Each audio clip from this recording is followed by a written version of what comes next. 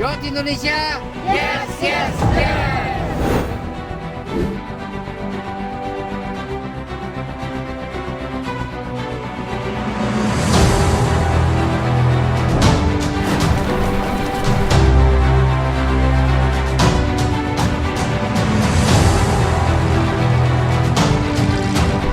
Monitor, monitor. Ya, bijam satu. Aman di belakang. Jalannya aman. Gas terus. Ya, terus. Tancap. Gaspol. Om, jatuh.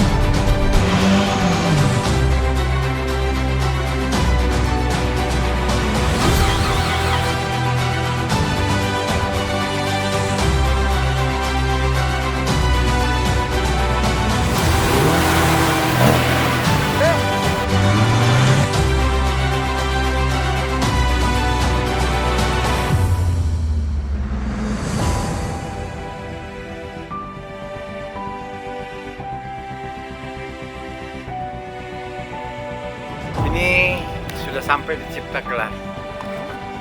Sepi, sunyi, tapi sejuk.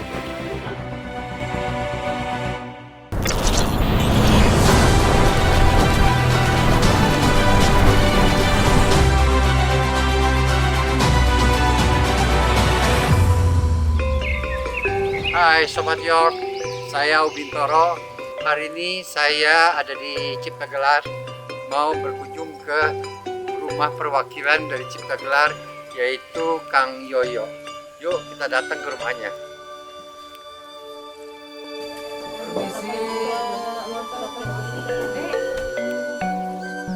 Selamat pagi, Pak. Kang Yoyo. Siap. Bapak dari mana? Dari Bogor. Dari Bogor. Oke.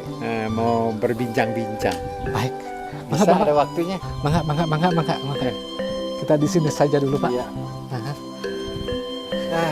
Sedang ada program apa, Pak? Ini lagi sedang mempelajari lebih mendalam mengenai budaya dan filosofi dari Cipta Gelar. Iya. Itu. Nah ini saya lihat nih rumah di sini kok berbeda dengan yang lain ya. Khususnya ini kan banyak kan rumah panggung ya. Mungkin ada ceritanya kali ya. Ini rumah di gunung, Pak. Oh, rumah di gunung. Ini orang kampung kan begini rumahnya. Iya. Tetapi juga memang ada konsep yang kalau hari ini bicara tentang rumah, ini unik kata orang kota. Karena rumahnya tidak biasa ditemukan di kota. Dan ini yang kami jaga sebagai bagian dari titipan leluhur yang harus dipertahankan. Mangga. Waduh, repot ini Pak. Yang ada, Pak. Ya, makasih Bu. Ini yang kemudian kalau bicara tentang rumah itu kan disebutnya imah kalau di sini. Ya. Imah itu pasangan dari umah katanya. Imah adalah tempat yang mewadahi umah. Umah itu fisik kita. Sedangkan imah yang mewadahi fisik kita atau kita sendiri. Maka kemudian ada konsep nangtungkeun imah. Nangtungkeun imah. Artinya apa? Mendirikan rumah gitu. Jadi kalau mendirikan rumah itu harus melihat seperti nangtungkeun umah atau melihat tubuh kita yang sedang berdiri. Maka kemudian kalau berdiri di atas tanah, kita pakai sandal, bakiak, terompah kan di bawah ya. Kemudian berdiri ada selangkangan. Rumah kita harus ada kolongnya. Kemudian beteng, perut kita ini adalah beteng tempat hidup. Kemudian kita memiliki pundak tempat menyimpan beban segalanya. Tas dan sebagainya disimpan di pundak.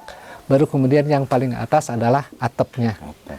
Ibarat kepala kita. Jadi konsepnya membangun rumah itu harus seperti bangunan umah atau tubuh kita yang berdiri. Jadi bahasanya nangtungkeun imah. Nangtungkeun imah. Kelebihannya apa? Hari ini sedang dibuktikan. Kelebihan dari imah panggung itu karena konsep ada selangkangan atau ada kolong. Ibarat orang yang berdiri kalau didorong kan paling goyang. Kalau misal dorongannya kuat bisa jadi kuda-kuda. atau bergeser gitu. Jadi nggak kejadian kayak seperti di Cianjur lah. Nah, kalau gempa, maka kemudian rumah seperti ini yang elastis, Oke. yang kemudian fleksibel mengikuti gerakan. Sehingga kemudian kejadian yang tahun ini terjadi, misal saudara-saudara di Cianjur, di Garut gitu, telah dibuktikan bahwasannya ternyata titipan dari leluhur tentang rumah terbaik adalah yang memiliki konsep berjarak dengan tanah Cipta seperti Gelar. ini. Kalau bicara tentang saya sendiri sebetulnya Pak menempati rumah ini itu adalah karena ada salah satu tugas yang saya emban sebagai juru komunikasi di Kasepuhan. Maka kemudian rumah ini di dalamnya kita memiliki perangkat alat komunikasi berhubungan dengan kekinian audio video. Oh ya? Atau yang kita sebut umumnya ada TV-TV-an Pak. Oh. Ada TV-TV-an Jadi stasiun sebagai TV. media informasi ya. Oh. Media Gimana tuh dalamnya? Kan ini kayak rumah biasa aja. di dalamnya nanti kita lihat. Ah, oke, kita Nanti lihat ya. kita jalan-jalan dulu Pak. Ya. Oke. Nah ini Pak ruangannya. Itu rame amat tuh lagi pada ngapain ibu-ibu? Ini sedang membantu pekerjaan rumah. Oh, saya kira kru TV.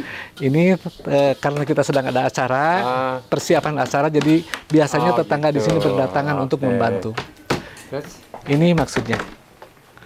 Ini tayangan playlist kita Oh. berhubungan dengan tayangan televisi. Nah, seperti Jadi ini. yang dimaksud station ini yang ini semua nih ya? Iya, Yang disebut Siaga TV ya? Ciga. Ciga TV. Ciga itu cipta gelar. Cipta Gelar. Atau Ciga dalam bahasa Sunda itu mirip. Oh, Mirip TV. Kenapa? ya. Dibikin sendiri asalnya. Jadi ketika on, kata yang bikin Abah. Tuh kan Ciga TV-nya. Heeh. Nah, mirip TV. Tapi kemudian Oke. kita nyebutnya bahwa itu adalah disambungkan dengan kata cipta gelar, Ciga cipta gelar. Oke. Jadi rumah ini adalah tempat di mana kita menerima perangkat alat-alat komunikasi Kasepuhan. Ada radio, Mhm. radio suara cipta gelar sekarang off, sedang dalam proses pengalihan antena. Kemudian ada TV, radio itu tahun 2004, Ciga TV ini tahun 2008, kita menjalankannya. Dan kemudian alat komunikasi yang lain adalah media sosial kalau hari ini. Ini Pak. jangkauannya sampai kemana nih? Kalau ini selama tersambung dengan fiber optik, ada sekitar sampai 20 km Pak ke sana, masih oke. Oh, jadi Ditambah ini menggunakan fiber optik. fiber optik, ditambah dengan ada pemancar. Oke. Pemancar yang bisa diterima secara analog. Sekarang kan harus digital ya. Iya betul. Kalau yang tidak kebeli digital, nangkapnya bagaimana? Iya, iya. Kan gitu, harus analog seperti halnya zaman dulu. Iya. Pun masih tetap Kasepuhan menyiapkan Nah, untuk ini masyarakat. satu hari siarannya berapa jam nih? Atau 24 jam atau gimana? 24 jam setiap harinya sejak tahun 2008. Oke. Atau selama listrik nyala, ini tidak pernah berhenti Pak. Oh gitu. Karena ini menjadi satu konsep di mana sangat simbolik lagi. Bicaranya bahwasannya nanti televisi adalah sebagai jendela. Oke. Jendela kehidupan.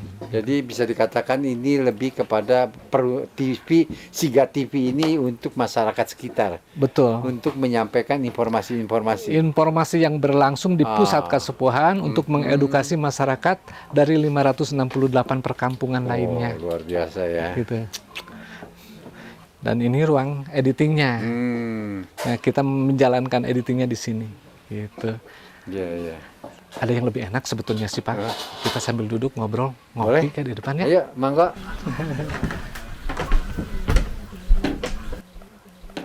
Nah, kita minum-minum Pak Iya. yang ada ya.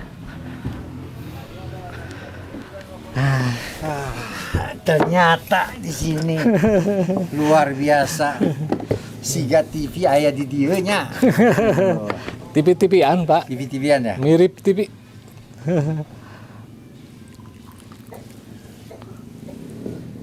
Makasih.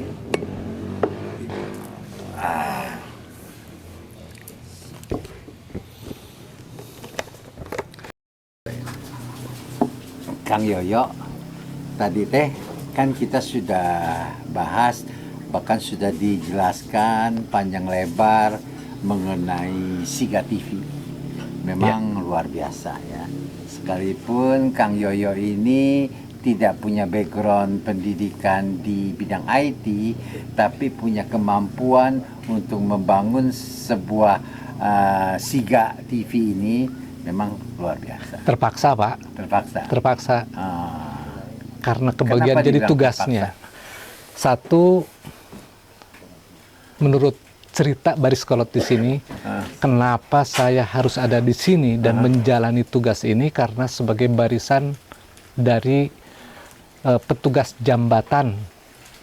Jambatan itu yang menjembatani dari luar ke dalam, dari dalam ke luar. Menteri Luar Negerinya lah. Kalau di Yang pemerintahan. mengkomunikasikan katanya, kemudian disebut juru komunikasi. Maka perangkat yang dititipkannya adalah alat-alat komunikasi. Bisa dibilang juga PR daripada kampung di sini ya. Kemudian ya ada orang yang menyebut juru komunikasi itu kadang-kadang jadi juru bicara, juru bahasa, atau kemudian PR, humas, kadang-kadang jadi duta loh, Pak. Oh gitu. Duta. Iya, tadi saya bilang bisa juga kadang-kadang disebut Menteri Luar Negeri. Nah, kadang-kadang. Oke, nanti kan kita juga mau ketemu Abah ya. Betul. Tapi mungkin sebelum ketemu Abah, kita juga nanti akan mampir ke Luit atau Lumbung Padi. Tapi sebelum kita ketemu Abah, kira-kira ada nggak hal-hal yang harus diperhatikan atau adat istiadat yang harus menjadi perhatian supaya bisa memenuhi tata krama daripada di dusun di sini? Ini masyarakat tradisional. Ada tata adat dan tradisinya. Salah satunya adalah setiap yang datang ke Kasepuhan harus sebaiknya, ini sebaiknya Pak, sebaiknya menyesuaikan dengan tatanan yang ada. Tatanannya adalah ciri utama yang terlihat kalau seorang laki-laki gunakanlah penutup kepala atau ikat kepala seperti ini misalnya. Tapi ragamnya banyak, jenisnya banyak. Ikat kepala atau penutup kepala itu adalah menjadi ciri di mana seorang laki-laki yang berkeyakinan dan berkepercayaan kepada tatanan adat dan tradisi pasti akan menggunakan penutup kepala. Orang kemudian menyebutnya itu adalah ciri orang yang beragama. Nah, gitu salah Terus satunya. apa lagi di samping itu? Dan yang perempuan itu menggunakan kain penutup bagian bawah. Oke, kenapa tuh harus penutup bawah? Ini ngomong sederhana, Pak. Ya. Kenapa laki-laki harus diikat kepalanya? Oke. Karena laki-laki punya dua kepala. Dua kepala, atas dan bawah. Makanya yang satu harus diamankan. Kalau perempuan kenapa harus ditutup bawahnya? Ya sederhananya kita bilang bahwa perempuan yang memiliki dua bibir, sehingga yang satu harus diamankan. Oke, jangan banyak ngomong jadi. Jangan banyak bawahnya. ngomong. Itu menjadi ciri yang kami gunakan, ciri laki-laki dan ciri perempuan itu harus seperti itu. Nah, terus di samping itu apa lagi?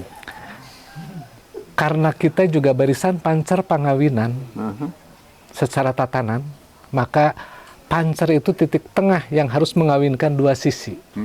Ini sangat simbolik dan sangat dalam sebetulnya kalau kita kaji. Tetapi sederhananya kita balikan kepada ciri kemanusiaan memiliki kanan dan kiri. Maka kita bersalaman. Untuk keselamatan itu harus seimbang kanan dan kiri. Oh, caranya gimana? Nah, kita bersalamannya seperti ini, Pak. Ini ada kanan, dan satu lagi kita harus seimbang dengan kiri. Oh, begitu. Jadi lengkapi. Kalau ke Kasepuhan itu cirinya adalah menggunakan dua tangan, kanan dan kiri. Dua kali ya? Dua kali. Oh, gitu. Dan tentunya nanti kalau bertemu sepuh sebaiknya masuk ke imah gede itu juga kita sudah siap segalanya. Nanti Bapak menggunakan penutup kepala. Oke. Nah, ini juga sangat simbolik Pak sebetulnya. Karena kehidupan itu sangat simbolik. Jadi segala sesuatu itu lebih berupa ciri dan tanda dari simbol-simbol itu. Ini kan persegi 4 Pak. Kalau persegi 4, kalau 4 dibagi 2 jadi berapa Pak? 4 bagi 2 tinggal 2. Bukan. Jadi 3. Jadi 3. 4 dibagi 2, 3. Iya, oke. Ya. Ini juga kenapa ikat kepala bentuknya seperti ini? Ada modang di tengah yang kosong, ada pagar di ujungnya. Ini pun mengandung filosofi yang cukup berarti yang harus kita kaji karena ini adalah bagian dari itu. Kita pakaikan seperti ini, Pak. Nah, punten Bapak sebelah sini. Nah. Ada dua jenis, Pak. Ada yang disebut paroos dan udeng. Udeng. Paros. Paroos dan udeng. Bedanya apa tuh? Paroos itu tertutup semuanya dan udeng adalah terbuka bagian atasnya. Ciri sebentar. Ini jenisnya mau dituakan atau mau dimudahkan, Pak? Muda. Muda. Karena masih muda. Muda itu adalah bagian atasnya terbuka rata-rata seperti ini. Ini telinga kanan atau telinga kiri dan ini harus seimbang dengan yang ini. Jadi kita harus angkat yang ininya. Oke.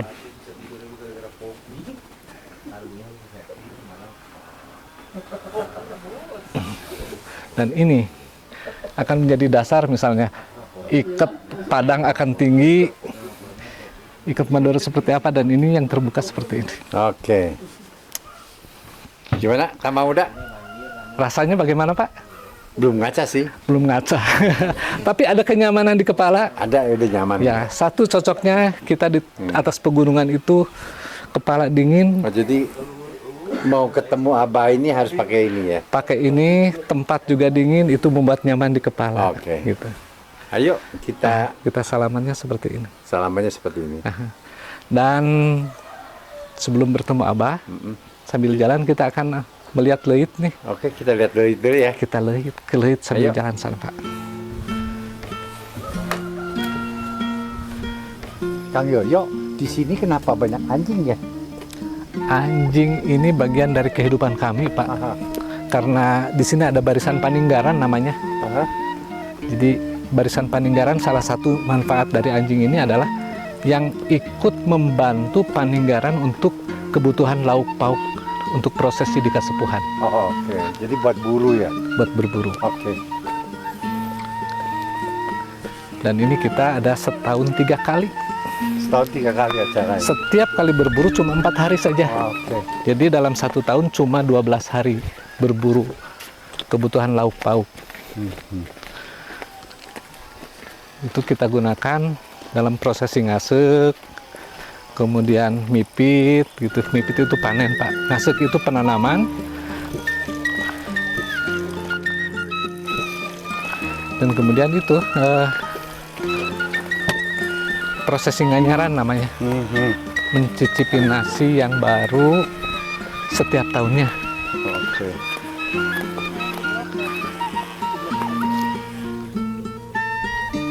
Ini leit-leitnya, Pak nih. Ini duitnya banyak juga ya?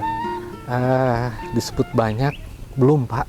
Oh. Kita baru ada 12 ribuan lumbung padi. 12.000 lumbung padi. Ya, Nah, dari 12 lumbung padi ini ada nggak yang spesial atau mungkin semua sama aja atau mungkin ada perbedaan satu dengan yang lain? nah kita lihat, Pak.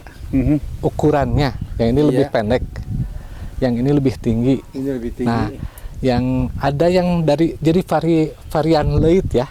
Ada yang isinya 500 ikat padi sampai 8.000 ikat padi. 8.000 ikat. Seperti ini 8 ribuan. Oh, ini isinya ada 8.000 ya? Aha.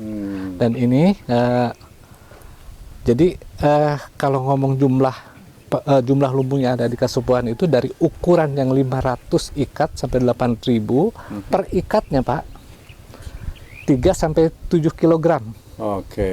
per ikatnya Per kalau ikat. dijadikan beras. Jadi kalau misalnya kita rata-ratakan 1.000 saja isinya kali 12.000, nggak usah dipikirin, Pak. Tapi 1.000 itu kali 3 kg, artinya 3 ton untuk satu lumbung padi. Oh, satu lumbung padi bisa 3 ton. 3 tonan.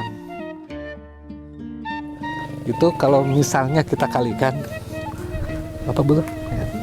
Kalau misalnya Abah dulu tahun 2017 Pak pernah bercerita bahwa stok pangan yang ada di Kasepuhan itu tahun 2017 beliau mengkalkulasi kalau stok pangan yang ada dikurangi dengan jumlah konsumsi ya warga yang ada di Kasepuhan itu, terhitung waktu itu beliau menyampaikan itu baru cukup untuk 95 tahun ke depan stok pangan Yang di sini. yang di Kasepuhan. Luar biasa ya. Jadi berapa tahun, 90 tahun ke depan? Itu sudah aman, Buat makan sudah aman. sudah aman. Ya. Ini swasembada padi berarti. Konon katanya begitu Pak. Dan ini Pak, Ini yang nah ini misalnya salah contoh aja ini leit yang dibikin tahun 1838. 1900 1838. 1838. Wah. Ini Indonesia aja belum merdeka dong ya. Masih jauh Pak. Masih jauh. Masih zaman Walandaan. Iya. Gitu. Dan ini salah satu mungkin hari ini. Kenapa Kasepuhan menggelarkan tatanan leluhur itu menjadi ciri bahwasannya Bapak berpikir padinya pasti kadaluarsa ya? Ya, Apakah betul kadaluarsa? masih ada padinya. Padi yang sejak tahun ini lumbung ini dibikin itu masih ada. Oh. Nah, ini bahwasanya kalau orang berpikir tentang kadaluarsa adalah waktu yang terlewati sebetulnya tidak ada hubungannya dengan padi. Jadi Karena ini sebetulnya berarti sudah 300 tahun lebih ini padinya ya? 191 tahunan lah. 190 tahunan. Ya, itu isinya masih ada di dalamnya. Oke. Nggak kadaluarsa ya? Nah, ini konsep kadaluarsa, Pak. Padi itu yang menghidupi. Artinya, untuk bisa menghidupi, dia pun harus hidup. Padi itu nggak ada matinya, selalu hidup. Nah, kalau yang disebut kadaluarsa itu analogi sederhana. Ayam mati hari ini, seminggu kemudian kadaluarsa. Iya, Saya mati hari ini, seminggu kemudian kadaluarsa. betul. Bapak mungkin sadar cirinya hidup dan mati apa? Dipegang Tidak hangat, ada nyawa lagi. hangat kan? Iya. Kalau mati dingin. Bapak pernah pegang beras? Hangat apa dingin? Hangat. Artinya Masih hidup. hidup. Nah, yang ada padi yang tua itu cuma berubah warna. Yang putih kekuningan, yang merah menjadi hitam. Nah, kalau dipegang hangat artinya itu tetap masih hidup. Yang berubah cuma dulu mungkin masih muda, warna kulitnya putih, sekarang sudah mengkerut dan sudah jadi coklat kayak gitu ya. Itu saja. Dan ini salah satu ciri bukti di mana Kasepuhan menjelaskan bahwa tata hidup sang pemberi hidup yang namanya padi kita harus hormati. Jadi yang misalnya yang 100 tahun lebih atau 200 tahun itu masih hidup, kalau ditanam hidup gak dia? Itu kan kalau sekarang ada istilah teknologi DNA kan gitu. Dari unsur yang sudah mati konon katanya sekalipun masih bisa dihidupkan kembali, apalagi masih ada kehidupan. Cirinya sederhana, ketika misal padi berjatuhan nih, itu kan padi-padi lama dan tetap pada tumbuh Pak, Gitu. tetap pada tumbuh gitu. Iya. Dan ada satu lagi, nanti kita akan melihat leit yang disakralkan. Apa bedanya Yang dengan kita ini? sebut dengan si jimat. Nah, Oh, si kalau ini jimat. pendampingnya. Ini. Kalau itu bahkan yang disebut yang kita utamakan, yang kita hormati dan kita sakralkan karena itu adalah indung atau induk daripada lumbung yang ada di Kasepuhan ini. Oke, coba kita ke si jimat gimana? Baik Pak, mari kita jalan ke sana. Nah ini Pak, ini si jimat. Luit si jimat. Leit si jimat. Apa bedanya dengan yang tadi? Ini yang kita sebut induknya atau indung dari para lumbung yang ada di Kasepuhan. Jadi yang pertama nih. Ini yang pertama. Makanya Oke. kemudian kita hormati posisinya, kita tempatkan dan kita sakralkan. Ini menjadi ciri bahwasannya kelahiran para luit yang ada di Kasepuhan itu pasti karena induk atau karena ibunya. Ini makanya kemudian ibu yang melahirkan anak-anak. Oh, gitu. Konsepnya seperti itu. Nah, ini apa spesialnya daripada induk ini? Bapak lihat sendiri ada dandanan, Oke. ada anting-anting, ada warna-warni. Ini maka kemudian mencirikan bahwa ini yang kita hormati. Ini dari prosesi yang namanya Serentahun, kita selalu dandani Setiap dengan, tahun didandanin ya. ya, dengan bahan-bahan alam. Dan ini cirinya kalau inilah yang kita utamakan dan yang lain mengikuti. Ini yang makanya kemudian kita sebut si jimat. Usianya berapa ini? Atau dibangun pada tahun berapa ini? Ini saya sendiri tidak kuasa menyampaikannya, Pak. Oke. Tetapi paling tidak yang tadi tuh yang 1838 itu yang boleh saya sebutkan. Oh, ini lebih duluan lagi ya? Bisa mungkin seperti itu. Tetapi kalau ngomong tahun justru saya sendiri nggak hidup di zamannya. Bahkan Baris Kolot nggak usah ngomong. Bahasanya gitu ya. Bahasanya. Pokoknya Menjadi- udah cukup lama aja lah. sudah cukup lama. Apa spesialnya dari si jimat ini dibandingkan dengan lumbung-lumbung lainnya? Mungkin ini nilai filosofi yang mungkin berarti dengan adanya jimat kita mensakralkan dan memposisikan. Ini adalah induk atau ibu dari para lumbung yang ada di Kasepuhan. Mungkin pelajaran dari sepuh, kita harus menghormati dan memposisikan seorang ibu yang telah melahirkan kehidupan. Kira-kira seperti itu. Bedanya orang tua lah ya. Kita harus seperti itu. menghormati orang yang melahirkan kita. Ya, Ini pun demikian, si jimat melahirkan lumbung yang lainnya. Jadi harus kita hormati. betul. Dan kalau kami di sini antara manusia dengan padi itu harus sejajar. Oke. Karena kita yang dihidupi, maka padi yang menghidupi. Ya. Karena kemudian juga seperti halnya padi hidup karena kita yang menghidupi. Artinya di situ kemudian ada konsep lahirnya konsep Dewi Sri. Oke. Apa tuh Dewi Sri? Dewi itu, Dewi dan Sri sebuah nama perempuan, konotasinya Dewi Sri ke perempuan. Tetapi maksudnya kalau di Kasepuhan bahwasanya Dewi dari kata Dwi, artinya Dua. yang mana? Yang seri, yang seimbang. Dua yang seimbang. Kita hidup oleh padi, padi hidup oleh kita. Oke. Dua sosok yang harus seimbang. Maka kita menempatkan padi dalam lumbung. Itu artinya kita menempatkan diri kita di sejajar dengan mereka. Dan kita hormati keberadaan. Oke, cukup jelas. Siap. Dan kita bisa mendekat ke Imah Gede untuk bertemu dengan Kasepuhan, Pak. Ya, ayo. Mangga, mangga.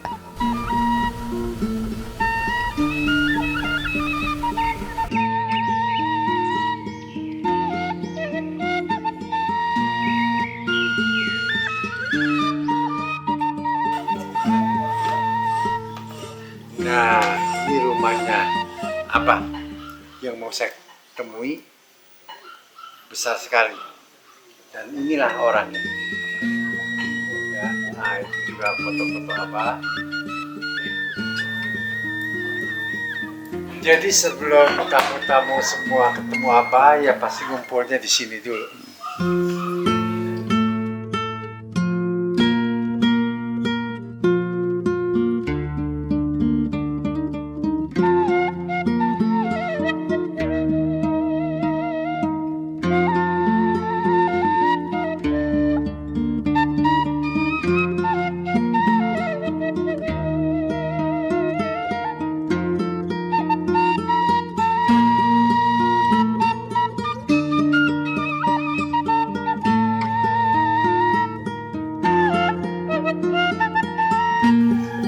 Hai Sobat Yor, akhirnya sampai penghujung kita untuk mencoba ketemu Kasepuhan Abah. Ternyata Abah lagi banyak kegiatan, belum sempat ketemu, jadi mungkin lain waktu kita akan berbincang-bincang dengan Abah. Dan sekarang kami akan kembali ke Bogor.